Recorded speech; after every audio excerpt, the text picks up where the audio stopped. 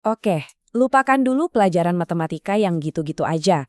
Hari ini kita bakal bongkar sesuatu yang mungkin udah sering kalian dengar, deret Fibonacci. Tapi kita bakal lihat rahasia di baliknya yang jauh lebih keren dari yang diajarin di sekolah.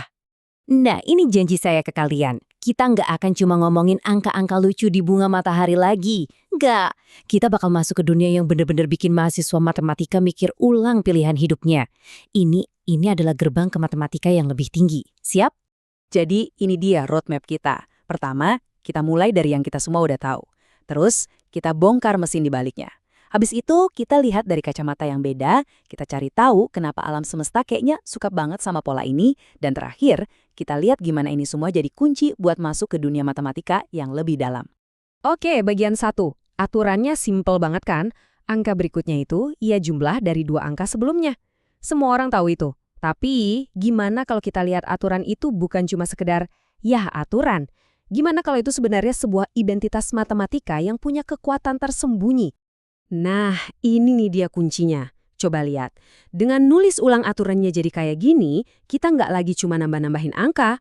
Kita udah pindah level, kita masuk ke dunia aljabar. Ini ibaratnya ngasih kill toolkit canggih ke matematikawan. Dan dari sinilah semua keajaiban itu dimulai. Oke, sekarang waktu ini kita buka kap mesinnya. Kita mau lihat, apa sih mesin matematika yang sebenarnya bikin deret ini jalan? Kenapa polanya bisa begitu presisi? Kenapa tumbuhnya bisa spesifik banget kayak gitu? Oke, jangan panik lihat rumusnya. Kita bedah pelan-pelan. Pertama, aturan simpel tadi kita ubah jadi persamaan kuadrat. Gampang. Kedua, kita cari akarnya. Dan, boom, disinilah keajaibannya muncul. Solusinya ternyata adalah rasio emas, CV itu. Dari situ, langkah 3 dan 4 ngebawa kita ke tujuan akhir, rumus Binet. Ini formula sakti. Kita bisa langsung loncat ke angka Fibonacci ke 1000 sekalipun tanpa perlu ngitung dari awal. Keren kan? Dan ini bagian pentingnya. Ini tuh bukan kebetulan. Sama sekali bukan. Ini artinya perbandingan antara satu angka dengan angka sebelumnya di deret ini makin lama bakal makin mendekati rasio emas. Seolah-olah rasio emas ini jadi semacam magnet raksasa. Dia narik seluruh sistem ini ke arahnya. Dia yang mendominasi permainan dalam jangka panjang.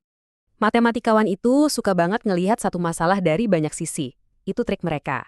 Nah sekarang kita coba pakai kacamata yang lain, matriks. Percaya deh, cara pandang ini bakal ngasih kita kekuatan super buat ngertiin deret ini. Coba perhatiin matriks 2x2 yang simple ini. Kelihatannya biasa aja ya, tapi percaya atau enggak, di dalam kotak kecil ini ada seluruh DNA dari deret Fibonacci. Serius, setiap angka baru di deret itu bisa kita dapetin cuma dengan mengalihkan matriks ini dengan dirinya sendiri, lagi dan lagi. Nah, disinilah semuanya jadi masuk akal. Sifat matriks ini ngejelasin semuanya. Matriks ini punya yang namanya nilai eigen. Anggap aja itu faktor pertumbuhan alaminya. Dan tebak apa nilai eigennya? Yah, benar, rasio emas lagi. Ini artinya pertumbuhan deret Fibonacci itu sepenuhnya dikontrol sama si rasio emas ini. Angka yang satunya lagi, makin lama makin nggak penting, makin lenyap. Dan ini bukan cuma buat gaya-gayaan matematika loh. Ini konsep fundamental di machine learning dan analisis stabilitas sistem. Keren banget. Masih ada satu lagi cara pandang, ini levelnya lebih tinggi lagi.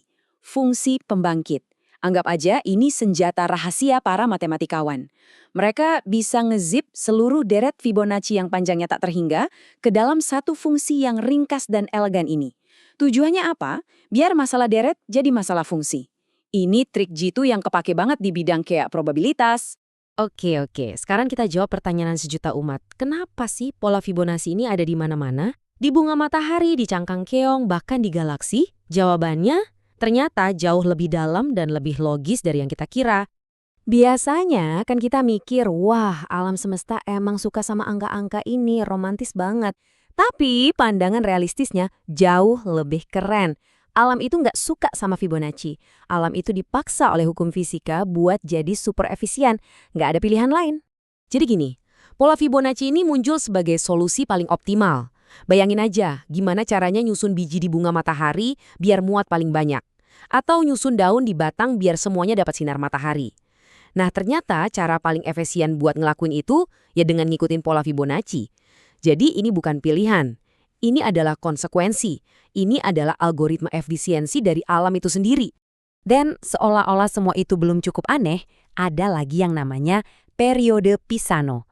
Ini lebih ajaib lagi. Coba deh ambil deret Fibonacci. Terus tiap angka kamu bagi misalnya sama angka 10. Dan kamu cuma lihat sisa baginya. Hasilnya, kamu bakal dapet pola baru yang berulang terus-menerus. Ada pola di dalam pola. Dan pola tersembunyi ini ternyata berguna banget buat kriptografi dan bikin algoritma komputer jadi lebih ngebut. Oke, kita udah jalan jauh banget ya.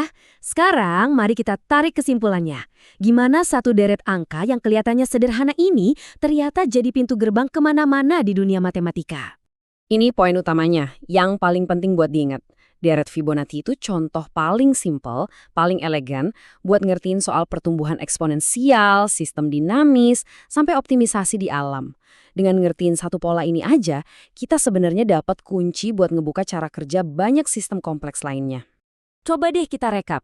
Selama beberapa menit ini, kita udah nyentuh aljabar linear pas ngomongin matriks dan nilai eigen. Kita nyentuh analisis pas ngomongin limit. Bahkan kita nyentuh ilmu komputer dan filsafat. Dan itu semua berawal dari deret yang kita pelajari di SD. 1, 1, 2, 3, 5, dan seterusnya. Jadi, pada akhirnya, itulah Fibonacci. Dia bukan sekedar deretan angka. Anggap aja dia itu kayak obat gerbang ke matematika tingkat tinggi. Sekali kamu coba, kamu jadi sadar kalau dunia ini ternyata penuh dengan pola. Dan otak kamu jadi nggak bisa berhenti buat nyariin pola-pola lainnya. Dunia kita ini penuh dengan pola. Barusan kita udah bongkar rahasia di balik salah satunya. Pertanyaannya sekarang, pola apa lagi yang selama ini ada di depan mata tapi nggak kita sadari? Coba pikirin. Makasih udah nyimak.